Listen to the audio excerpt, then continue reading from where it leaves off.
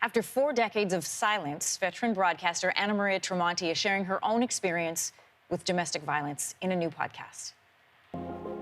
When he attacks me, I don't move. I can't.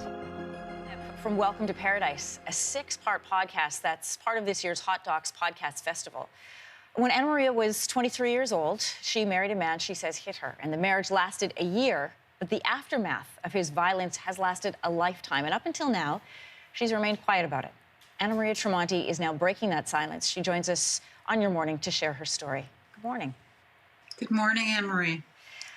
Canadians are used to hearing you share other people's stories. It is chilling to hear your voice in that clip, to hear you describing your own story.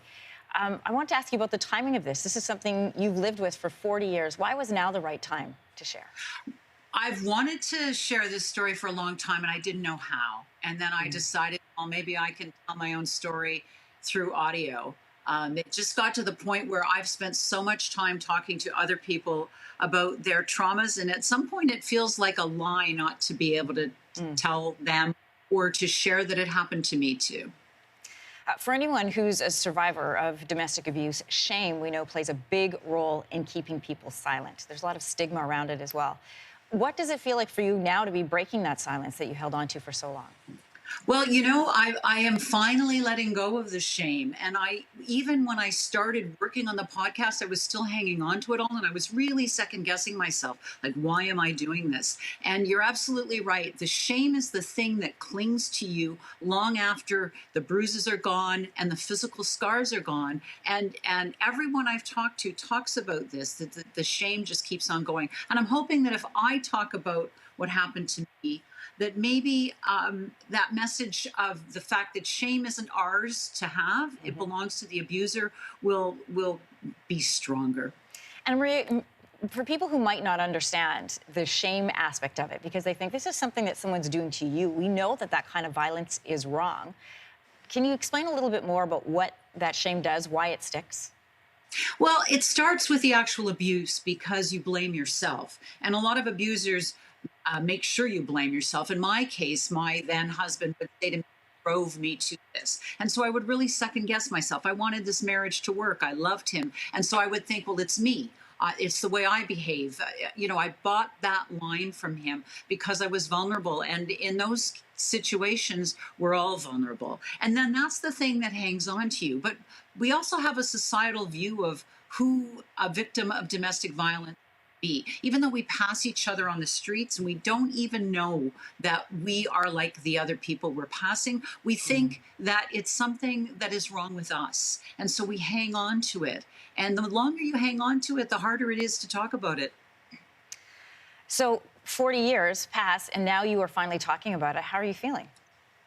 I'm feeling okay. I'm feeling good. The angst that I had about talking about it is gone. And I feel that it's important to say these kinds of things now. I think it's important that we continue to have this conversation because there are just so many women, as you know, like especially since COVID and the lockdown, the amount of domestic abuse has actually increased.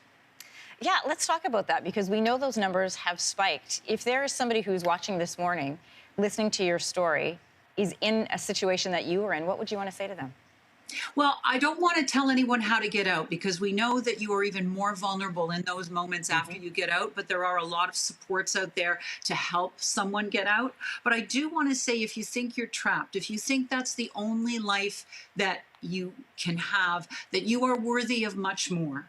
And that the shame is not yours. It's not your fault. It's all on the perpetrator. It's all on the abuser. And I want to say as well, I've carried this for 40 years, but I still built a great career. I still have managed to build a life. This stuff followed me, and I haven't liked that it has. But I'm hoping that perhaps if you or someone you know is going through it and we can start talking about it sooner, that perhaps you can let go of the shame. So I want people to know that there is hope. There is a better way to live, and anyone going through this deserves a better life.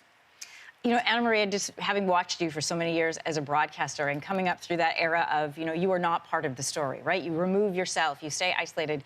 You are now speaking out about a very personal experience on a very public platform. Talk to me about the choice to do that and then the reaction that you've had from people now that you've decided to speak out.